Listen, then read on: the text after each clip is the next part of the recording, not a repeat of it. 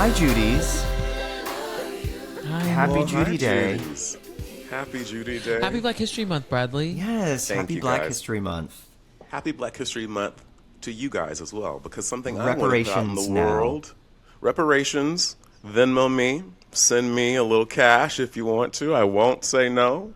But I think something I want to make sure we do in this episode as we wrap up February and wrap up Black History Month is say, I want people to really take stock in the fact that Black History Month, Juneteenth, is an American holiday. Therefore, it's all of our holidays. Instead of going out of your way to say that to your Black friends, also go out of your way to just acknowledge that it's your history as an American. Yes. And to educate yourself and support it because it is firmly a part of your history and the ground that you stand on, because Black people build America. Black history is Do you hear that, white history. people? This is Black History Month, our month. It's our month. This month is for white people. White people, it's our month. It's Black History Month for the whites. It's for the whites. Because everything is for the whites. Oh my God. Oh my Help. God. I appreciate that, Bradley, but I hear that. I'm gonna go ahead and still sit this one out and let this be about you, because. Oh, thanks, Tom. But I understand the sentiment. I know what you mean. I just think some people will listen to some white people will listen to what you just said and run way too far with that. That's true. Don't push it.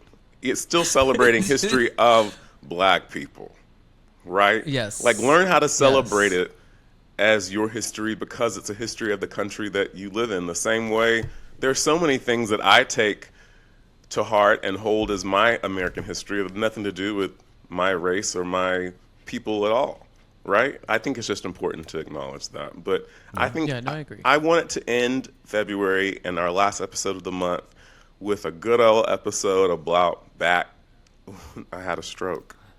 A good old episode about Black history. You know something I did this month for Black History Month, my month, was I went to the Brooklyn Museum on the first Saturdays at the Brooklyn Museum it's called First Saturdays. That's what they call it. Mm-hmm. It's from 5 to 10. They have DJs, they have food vendors. It's free, and it's just a really cool time to. It's just a cool New Yorker thing to do. If you haven't done it, go do it. Brooklyn Museum is one of my favorite museums in the city. I think it is maybe the most beautiful architecturally. Is it an art museum? What kind of museum is it? Is it yeah, art. Art. Mm-hmm. I know her. And yeah, heard of it? I've heard of art. So once again, every first Saturday is a party, and they're often themed. And this month's theme was a Black History Month themed party. And it was so cool just to see so many Black creatives selling their stuff so we could support them. There was a lot of different food vendors of small Black businesses in Brooklyn that were there. And we also, on the top floor, they had this, every art gallery kind of has a theme to it. There's things in all the different rooms where you would normally see art, which you can still do that.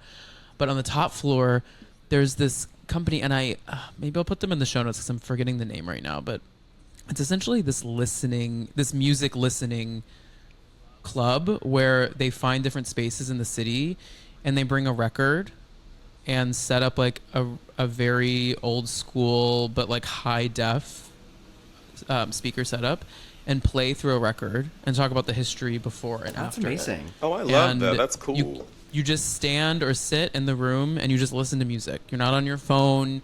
You're just with a group of creatives, just music enthusiasts, just listening. And they played. I have it saved. Let me find it. So his name is Fela Kuti, Fela, and then last name Kuti. Mm-hmm. Last name Kuti. He is I believe a trombone or he played a lot of different instruments, and a Black man of Nigerian descent, and he has this album that it's this kind of 1960s jazz album that they played through and gave a lot of lore on him, and it was so cool. I was like blown away by it. I was like, this also, I would never have like listened to this music, to be completely honest. Like, it's just not a genre that I go to. But sitting in a room hearing everyone just like feel and move to this music was so cool and so special. And I just encourage you guys to go out and experience, especially if you live in New York. Like, there's so many amazing things to do in all of these months of celebration. Like, the city is packed with things like this. It was a really, really special night. So I tell you, Tom, was also a musical, a Broadway musical. They did a musical. Yes, and it was so good. I saw the tour because I was still living in California about that. At the Amundsen, and I saw it like I think 2 or 3 times. It was amazing. It was so fucking good, and it was like his life and like how it tied into like the politics of the time and everything else, and it was amazing. It was so great. Yeah, I was gonna say, Tom, I gotta give my Judy Tom some props, because Tom is an ally of Black folks, of Latin folks. Just, if you're listening and you're white and you need a role model for how to be better, Tom Hamlett is one of those people. Tom, not only you, your sister Kix, your mom and dad. I think y'all are just, I think it's just, I've known you for so long, and I consider you my Judy, my brother, my family. I consider your family my family. But something that I love about you is that you continuously just do the right thing. You're just, you want to talk about woke and awareness? Always. Tom Hamlett is that. You're one of the real ones. Even going out, but going out and experiencing that and educating yourself in that way, like, you're just so aware of the culture in 1,000 ways. Well, I appreciate that. I thank you. I try to be the best I can. I think what like inspires me most though is I just like want to learn. Like, I'm always like wanting to learn about, whether it's literally the intricacies of production on America's Next Top Model to like the history of blackness in this country, like, and or like 2 weeks ago, Dan, we were talking all about the Super Bowl halftime show and learning more about Latin heritage in this country. And my partner is Puerto Rican. I've gotten the opportunity to learn so much about that world, and I just am like, I think it's so silly to just sit in your box and not like have any interest in learning about the world around you. There's so much here, like, it's so beautiful to learn these things. And the spaces can be, well, the space to white people listening, not all spaces are yours. Like, there are times where you're in a space and you need to recognize, like, this isn't my space. That doesn't mean you can't be there, but like, I'm just saying, you can't go into that space being like, I run this. But you can still go into spaces like that, and with the mindset of like, I just want to learn about what this is about. Yeah. And just listen. Yeah. And be a part of it and feel the vibes. Like that's where you white people can try and be better. I'm not saying I'm the best. I fuck up a lot. So like, I'm just saying that's where my inspiration comes from, to be better. It's just learning and listening. Like, we talked about this the last two episodes ago too, is that when there's that quote, and I'm going to butcher it, but it's when you discover your own ignorance, are you defensive or are you curious? And it's like, the world would be so much better if you were curious as opposed to defensive, because then you just learn something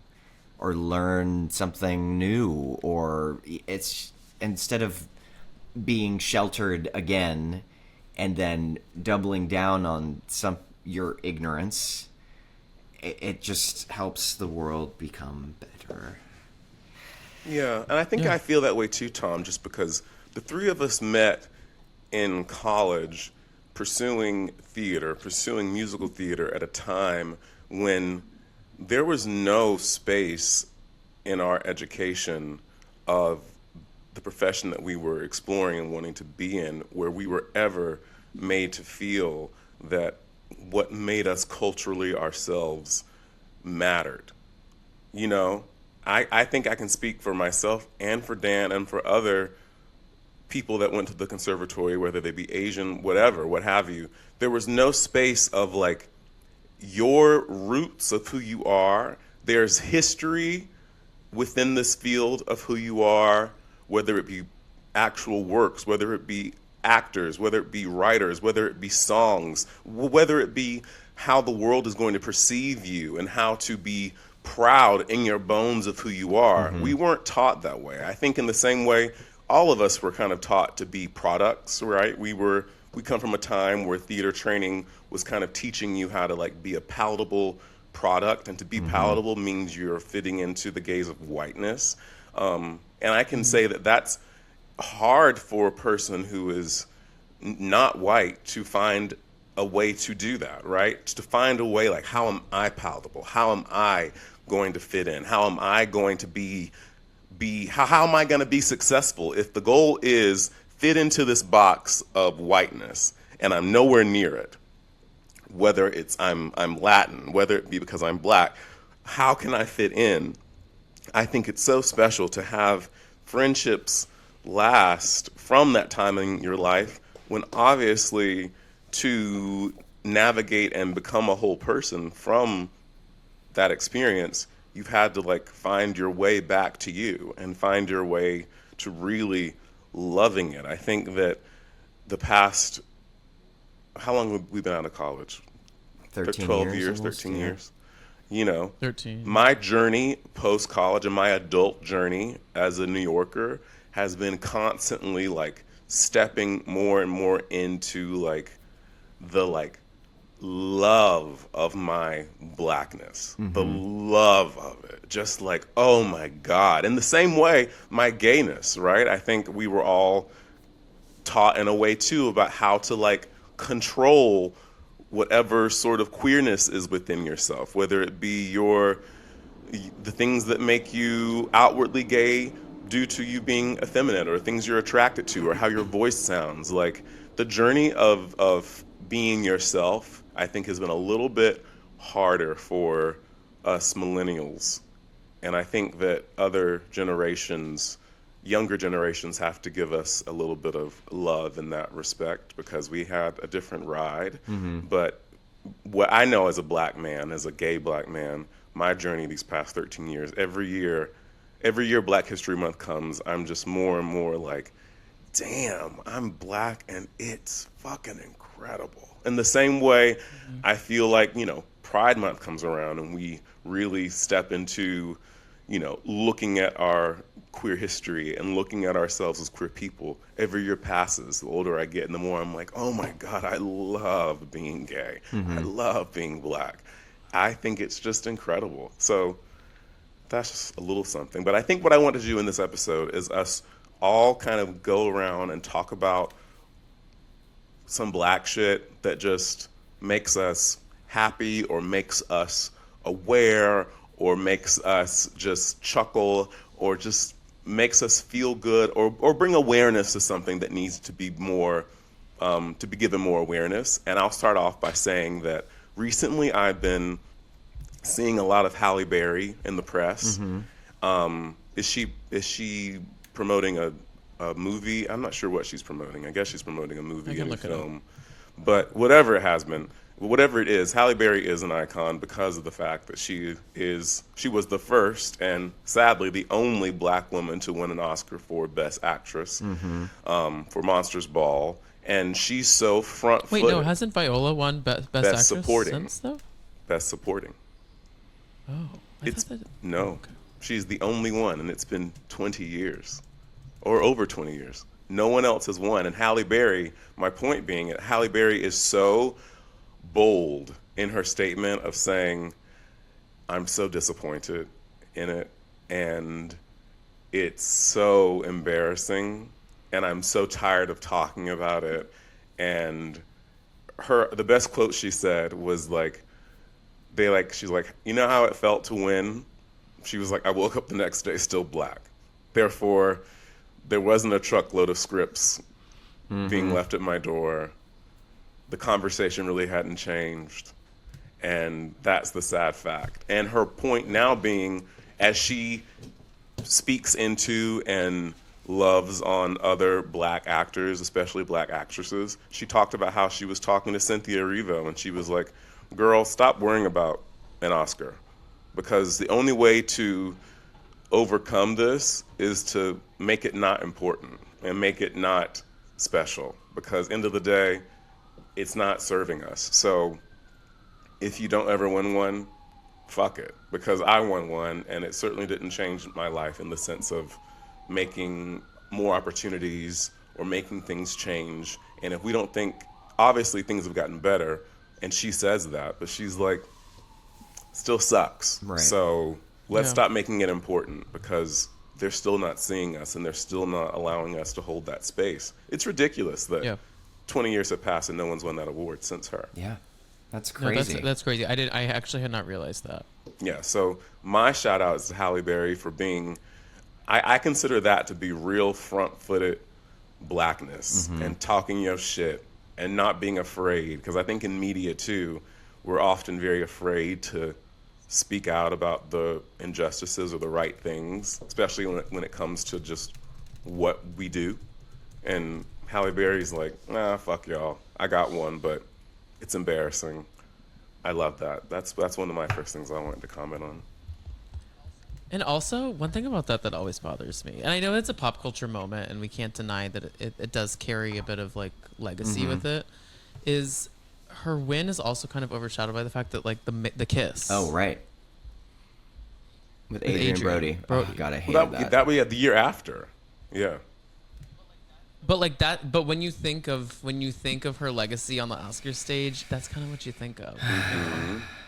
Like you think of him kissing her, which is so weird. Which I still think is such a weird thing to do when he won. Yeah. I don't know. I find that to be such a bizarre legacy that is hers. Like when there's like a photo montage of Oscar moments, that's in there probably before even just her winning for Monsters Ball. You know, so I find that to be such a bizarre aspect of her win. But something I want to highlight, I've been trying to dive in. You know, I've become a big reader in the last year, and I've been trying to, for Black History Month this year, dive into Black fantasy and sci-fi fantasy authors, because I think a lot of the discourse on Book Talk, on YouTube, Book World and stuff like that is always around white authors creating fantasy work. There's such a big influx right now of this romantasy genre, which is all the white women are up in arms over. Oh, not up in arms. They're just loving, me being one of them. Like I've consumed a lot of those books, but for some reason the ones that never go viral are those written by non-white people. Wonder so why. I wonder why that is. So a series that I've been loving right now is called The Legendborn Cycle. I've been reading it this month by Tracy Dion. There's 3 books out. If you guys are looking for YA, it's like adult. It's more like adult YA where we swing on that. But it's about this black girl who goes to school at UNC Chapel Hill, and she kind of, without spoiling anything, stumbles into like this like magical like side of the college, and things kind of take wild twists and turns from there. And it's a cool exploration of blackness in white spaces, because the school is predominantly white, and also an exploration through trauma, and a beautiful way of, she does a great job of blending black heritage into magic and fantasy elements. So it's a really cool series. I believe it got picked up by a network to become a show sometime in the next couple years. But yeah, check it out. I've been loving that. And I also always want to shout out, I mean, I love them so much. It's truly one of the first podcasts I ever listened to. If y'all have not ever listened to The Read, I don't know what we're doing. Incredible. Crystal and Kid are the first to do it. Like, they were podcasting before Apple Podcasts was like just an app that just came on your phone. Like, they've been doing it for so long. They are legacy black media. Like, if you haven't consumed them, I kind of am like, it's never too late to dive in. Shout out to the Read. I love them so much. So that's some stuff I'm loving right now. I am also loving on some stuff. But I have more. I love black stuff. Dan, I have more this of a isn't sounding good. Dan loves I black love stuff. black stuff. No, I have more of a history lesson because there are some things that I was learning that I didn't know. Yeah. So, take some notes. Judys, not you two, the others. So, I don't know if a lot of you know this, but Black History Month was originally only a week. It was Black History Week, and it was created in 1926 by Black historian Carter G. Woodson, and to coincide with Frederick Douglass's birthday and Abraham Lincoln's birthday. And then it only expanded. King of the Blacks, Abraham Lincoln. Let my people go, Abraham Lincoln. Shut the fuck up. Oh, Mary. In 1976, it was Gerald Ford who officially recognized Black History Month in February. It expanded it from a week to a month-long celebration. Still the shortest month, but we'll get to that later. You did some good things, Mr. Ford. Urging Americans to seize the opportunity to honor the too often missed contributions of their fellow Black Americans.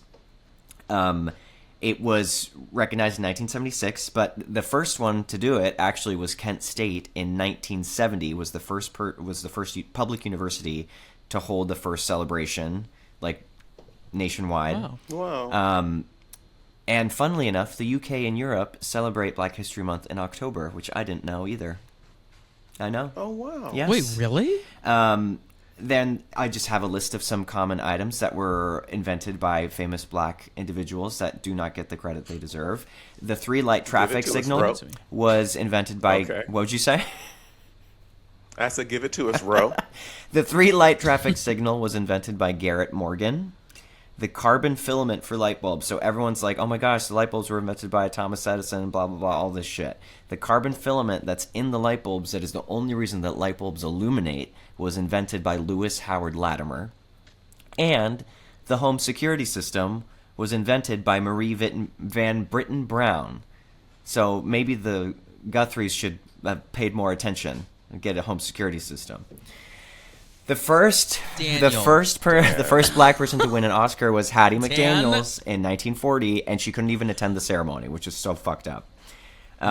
Michael Jackson's Thriller still remains to this date the best-selling album ever. 70 million copies sold. Thriller. Crazy. And this was all brought about by Carter G. Woodson, who was the second Black individual ever to earn a degree from Harvard University.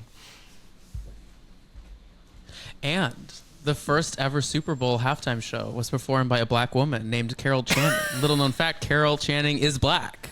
I love that Carol Channing is a little Black. Oh. Because it also explains so much. She's a little Black. She's a little Black, and it explains so much. It really does. Because if you look... Now, here's another thing, too, about Black people that, like, I think we understand that the diaspora of how we look and that what color we are it's large, right? Fair skin, dark skin, certain features. But my whole life, Carol Channing, I've always been like, And it's just hilarious that towards the end of her life, she was like, well, honestly, I'm a little Black. Like, and I'm like, aha! So her dad was Black, like was a light-skinned Black man. Yeah. And I think just because of the times, like that was not a part of her heritage that they like spent too much time like. They couldn't. Right. Same thing with Cheetah Rivera. Yeah. She admitted in her memoir towards the end of her life that she had a lot of Afro-Latina in her. Her grandmother or her mother, someone in her family was Black, very close to her. And she so purposely like knew when she went to New York and got into dance and theater that she just couldn't talk about it. But that's why Cheetah was there's a rhythm, baby, in Cheetah Rivera that, yes, it's Latin, but it's also black. You know what I mean? Like, so shout out to Carol and Cheetah, who are black too. And you know what? Shout out to Rachel Dolezal, who is also black. Dan, what are you doing? You remember how crazy that shit was? What was she doing? She's still crazy. What was she doing? She's still doing the same bullshit. Oh God, weren't her parents like She's Swedish somewhere or right some now. shit? Weren't they Swedish or? Dan, why are we talking about Rachel Dolezal? Because on the Black I'm History telling Month you that episode? even though, you know, we're in 2026, in the 2020s, there are still people who are doing dumb shit and pretending to be black who are not black. Can I bring it back to the root, though? Yeah. The root, something that I Please. Something that I think about in Black History Month, because we think about the pioneers, and I was just watching a clip on my phone yesterday on the plane about one of the ancestors of Harriet Tubman was talking about her Aunt Harriet and this, just, you know, how amazing she was. And when I think about Harriet Tubman, I have pride, but I also just am like, the baddest bitch to ever walk the earth. This little chocolate woman was barely 5 feet tall. And she helped so many people get to the North. And the journey of that was so intense. The fact that she went back and forth so many times, the fact that her own husband wouldn't go with her because he was scared, the fact that Harriet had to mollywop so many slaves with a gun because they were in the way. Like, anytime, if you dared to be like, I don't know, she was just like, pow! Yep. We got to keep going. I think, Move out the way. literally, move out the way, Harriet Tubman. I think about Harriet and I'm like, the baddest gangster to ever walk this earth was Mrs. Madam Harriet Tubman. The fact that She was like a little woman. tiny, and her relative on this video said that they say that she had the strength of a bull. I love that statement. I'm like, can you imagine this little tiny chocolate black woman that was so strong she could walk from the South up to the North to Canada, right? Did she go to Canada? Is that where I they think were so, going? yeah. Uh-huh. Like, by foot, through the swamps. She knew exactly how to walk through the swamps without getting, like, bitten by crocodiles and stuff like that. She was shooting slaves that got in the way. She knew how to hide from the dogs. She literally made a journey and found people that were allies along the way to help with it, but it started out with just her. Like, and I think that is such a testament to the strength of black people, of my people, to know that, like, that's so hard. There have been so many hardships in America's young history that have just put black people through such immense trauma. Like, and that trickles down to other races as well. Yeah. But, like, my God, to have survived the things. Have you guys been to the African American Yes, Museum in DC? unbelievable. It's DC, also no. heartbreaking. It's like It's heartbreaking. I went a few months ago, and if you start from the bottom and work your way up, it really takes you from the beginning. And also, I love that the museum makes the beginning not slavery. Yeah. The beginning is not that at all. The beginning is actually black people teaching African tribes, teaching other countries how to trade, how to plant. There were riches, there were wealth, there was full civilizations. There was so much going on where other countries relied on the intelligence of black people Yeah. to allow the world to prosper. And then this huge shift happens with slavery, and it's just heartbreaking. But to know that we still overcame that and continue to overcome, and also, like, it all happens while we find a way to make joy and to make culture, and, like, it often always comes back to black folks. I'm like, even music, we as Judys who love our pop music. It's like, oh, like rock It's all music, black. pop music, the root is black folks. Yes. It's just I'm damn, I love being black. We also Yeah, like seeing like Kid Oh, Rock get up God. on that stage and like try and do his like Americana rock bullshit. I'm like, doing? you realize the origins of whatever this is deeply not from Yeah. whiteness, and it's like you must have lost your absolute damn mind to think that like this is white Right. culture. White culture doesn't exist. Does not exist. White people just steal. The extent of white culture is like, appropriation. I don't know, pasta Yeah. salad. I know y'all talked about this a Like- bit last week, but like the Jill Zarin of it all, where she's like on the Bad Bunny Yeah. halftime, her commentary being like, I didn't see any white people. It's like, I don't want to ever hear that out your mouth. No one should ever say that. No one should ever say that. It's not that hard to understand. Like I just don't really get how it's like so hard for white people to Right. go there. Wait, something that I unfortunately do have Rachel Dolezal's Oh, Wikipedia no. up. And did you know that she until February of 2024 was still a public school teacher in her whole get-up. No. And then in February of 2024, she was fired for violating the district's social media policy by publishing sexually explicit imagery of herself on her OnlyFans account. Oh. Wow.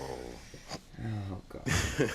Rachel. Rachel, Can you Rachel, imagine being a Rachel. parent and going to like open house for the beginning of the school year and your child's teacher is Rachel?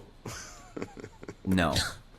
I would be like, we are moving Yes. districts. I would number one laugh and I would be like, girl, I'll be damned if you're teaching my child. I need someone to start calling her Rachel. Rachel. Dolezal. I don't know if that's ever happened, but That'd be a good drag name. Rachel. well, famously RuPaul's name in Tu Wong Fu is Yes. Racial Tension. Racial Sorry, Tension. Rachel Tension is Wait, Bradley. Speaking of Underground Railroad, this happened last week in New York, or maybe about 2 weeks ago.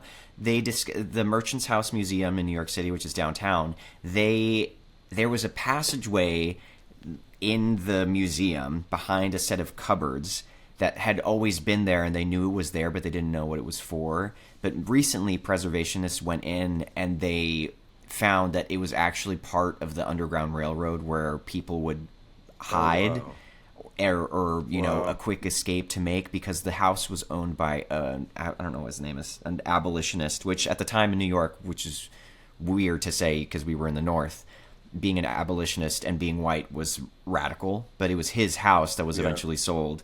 I don't know what his name is. That's not important, but it was part of the Underground Railroad. There's this huge cavern in this it's really behind cool. this Oh, that's false cool. cabinet that like leads all the way down to the basement and has like a secret escape.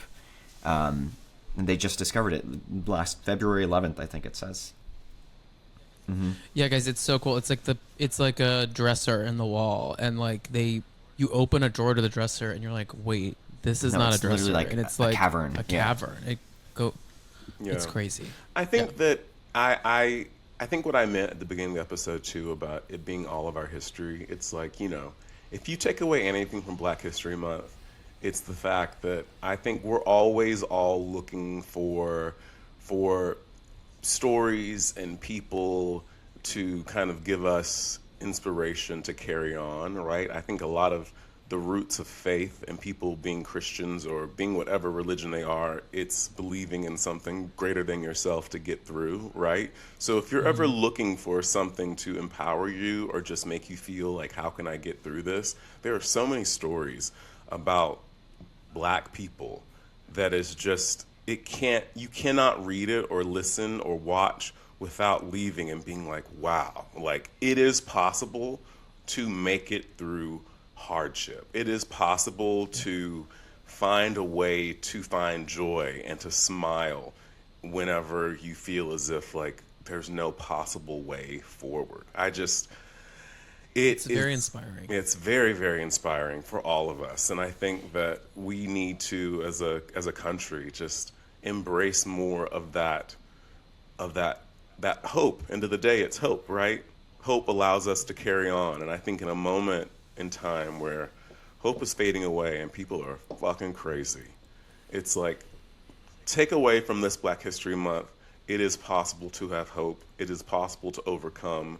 And that saying, we will overcome, it still stands. And I think it's not just about Black people or Blackness. It's about all of us. Right now, in a moment in time where we're in this fucked up administration, every day we're getting some sort of stupid nonsense coming through our phones or our TVs that's being said or done, or some sort of law being put into place, or a flag being taken down. Like the situation at Stonewall, come on. Like, what is so many things. It's like, we will overcome this. We will. It's very, very hard to know that it's going to take a long time to get out of this. I think that's the thing that makes me sad, is that when I talk to older people, like much older, like my Nana, who's about to be 90 years old, hearing someone of that age say like, oh, wow, this is maybe the worst I've ever seen the world. And just knowing, like, you've seen the world be pretty bad, and segregation and Jim Crow and all these things. If you can compare it to that kind of feeling of fear, then like, we got a long way to go to get out of this. And I think that that's a sad reality, especially for us, because we come from a place where, you know, even our parents and maybe even their parents, we only saw the world get better, right? We saw things get laws change, women's rights, segregation gone away, Jim Crow put away, like all that stuff alleviate some, but we've taken these huge steps backwards. And, you know, fascism is so real and alive right now in our government. And what we can hold on to, a message of Black History Month, is we shall overcome. We will get through it. I might be 2 facelifts in by the time it gets better, but it'll be better. Bradley. That's a little daunting. 2 facelifts, but I don't plan to get 2, but I probably will get one strong one. No, threads aren't. I want a Kris Jenner deep plane when it's time. For some reason, I thought you were about to say Christian, like good old Christian deep clean. No, I want a Kris Jenner deep plane facelift when I need one. Yeah, she crushed it. She crushed it. Black icon Kris Jenner. Let's take a break and. Oh my god! Oh my god!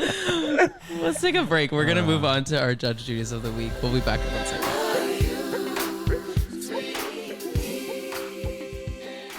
Okay, we're back with Judge Judy. Bradley, it is Black History Month. It only feels right that you take us away with something meaningful here. I thank you, Tom, once again. My what can I call you? I call you my culture queen. I call you my. That's Judys know that Tom is my culture queen. I go to Tom for all pop culture, housewives, reality. Listen to Dumpster Dive. You are always on it, but also I think you might win the award for White Ally of the Millennium. Okay. Are you gonna judge me for it? No, it's not judgment. I think at this point, I wanted to put that out there. Tom Hamlett, White Ally of the Millennium. I'm gonna put that on my LinkedIn. I think you'd get a lot of comments on that. I think I would. I think that would up my followers. My Judge Judy this week. It's gonna have to be how you treat me as an entertainer in respects of just thinking that it's not work. I just constantly am going to have to put that out there. I'm very proud to be an entertainer and actor. I'm also proud to, something I think about is how lucky I was to realize what I wanted to do with my life at like 5, 6 years old and focus on that and have that be my guiding light. And I do it proudly, and I love performing for people. I I love it. I'm so honored to do it. But I'm going to need people to constantly be reminded that, like, I am not a wind-up doll. I am not a dance monkey dance. I also don't sing for free.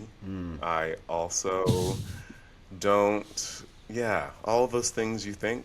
Also, the idea that, like, it's so much fun that it's not work for me, and, like, how dare I complain vibes. Fuck you. It's hard, darling. You see me get up on stage and do it with ease because I worked my ass off to do it. That's my Judge Judy. Don't play with me. I'm a professional, and I've been a professional at this. I started working professionally at 16. I'm not new to this. I'm true to this. And I'm to the point in my life now. Say that. I'm at the point in my life now. Do y'all listen to T.S. Madison's podcast? No. Not all. It's not here and there, yes. She has a section where she says, talk your shit. And it's like just owning what you've done and who you are. And I love that thing. I love that concept because we don't know how to do that. At least me. I have a hard time sometimes, like, owning my shit. And I'm trying to, like, get better about, darling, I'm a showman. Darling, I'm a professional. Darling, I've done things that some of y'all wish you could have done. I've done gigs you wish you could have booked. Right. You wish. You wish you could have been a lead of a Netflix drama. You wished. You wish you could be a lead on Broadway. You wish that you could have climbed the ladder of the entertainment industry in the way that I have. Level by level. I've hit every single one of them. So, for you to treat me in a way that you think I'm a wind-up doll, or that my job is easy, or that I've done no work to get to this point, or that I just got something based off of anything, I no longer hold space for that. That's part of me now. So my Judge Judy this week is just, maybe not even a judgment, it's a statement of, to everyone, own your shit, meaning, like, own who you are, and me owning who I am is, I'm Bradley motherfucking Gibson, and you will respect me as the entertainer that I am. And that's on Black History Month. Well, that was a great episode. I love that. I'll go next with the judgment. Or you Mine's go ahead, quick. No, you go. Mine's quick. You go. It's white people. It's white people this month who don't educate themselves, and not necessarily just white people, just anyone who's not black and doesn't do something for Black History Month, whether it's wishing a friend Happy Black History Month, or doing more research for yourself, becoming less ignorant, watching a movie, reading a book, doing something that educates yourself on the privilege that you have by, not sharing an experience with a sect of people who have built this country and have attributed to everything that you essentially use or view or watch or influences you today. And it's as simple as that. Yes, I completely agree. Mine isn't really Black History Month related, my judgment, unfortunately, but I'm just going to forge ahead. They announced... Tom. Well, I'm not going to judge anything around Black History Month. I was saying, damn, and I just named you White Ally of the Millennium. White Ally. I'm judging white people for being lame and stupid and having no culture. No, mine's gonna be stupid and petty. I was at the gym this morning, and it's not until recently that I've been a gym goer, which is working out on my own. I taught spin for a long time, and then I'm mostly a class person, but I've started lifting just on my own, and I have never realized, and I know that you have gone here mentally, Bradley, because you love the gym, and that's your safe space. I didn't realize how kind of disrespectful straight men are in gyms when it comes to just taking up space. This morning. Now I have an app that like tells me which moves I'm doing on each day and everything, but like if there's a move that if there's something I need to be doing and the machine is taken, I just go to the next thing and then I'll come back to it like later on in the workout, because I'm not gonna like take up too much space or sit and breathe down someone's neck if they're like doing something. This guy today had a towel on like the curl machine, had a coffee on the pull-up bar, and had like his cell phone on like the seated row. And I'm like, he was just bopping from each machine to each machine, like in like a circuit. And I'm like, bro, this is not like your personal like gym. You don't get to just bop around and do like 10 reps here, 10 reps here, 10 reps here, 10 times. It's not like a WOD. Like we're all trying to be here in this space. And he was like getting mad at people for like moving his shit off of the machines. What? That's insane. I'm like, also, this was at 7 a.m. at Lifetime Midtown. God. Like, it is packed. It is packed there. Like, every machine is taken. So, what gall do you have to, one, get sassy with us when we need to be using those machines, and two, to take up so much space? So, I'm honestly judging white, and he was white, of course. So, judging white straight people for taking up too much space. It's Black History Month. Don't do that. So. Happy Black History Month. Well, guys, happy Black History Month. Bradley looks disgusted. I just keep thinking about, because yes, the gym is my. I just hate disgusting gym etiquette. manners. Just do. It's It's just like etiquette. wipe down It's not your that hard fucking things. Like take your stuff with you. That I'm bothers like, me too. Y'all were sweating I know. all over this fucking elliptical or treadmill and sweat everywhere. And I know I'm about to sweat on it too, but just do it, Curtis. Just wipe it. Wipe it down. Wipe that thing down. You fucking sweaty ass print on that wipe bench. that thing Fuck. down. God. Wipe that thing down. Sweaty ass print. That tape Ew, juice. Tom. Okay. Ew. Guys, happy Black History Month. I Yes. hope everyone had a wonderful month. Bradley, Love we you, love Bradley. you. I love And you guys. Judys, we love y'all so much. Thanks for being here. Make sure to follow the show at Good Judys Pod on Instagram and youtube.com/GoodJudysPod. You can check me out at the Tom Hamlett on all socials. What about you guys? I'm Brad Gibson, 13. At Dan Rosales. Yes, and we'll be back next week with some more judgments and Bah-uh. in March. Bah-uh. Bah-uh. Bye. Bye, guys. Good Judys is produced by Bradley Gibson, Tom Hamlett, and Dan Rosales. Podcast art is shot and edited by Josh Drake at Drake's Takes, and our theme song is No I Love Yous by Bradley Gibson. Follow us on Instagram at Good Judys Pod, and thank you for being a friend. See you next time.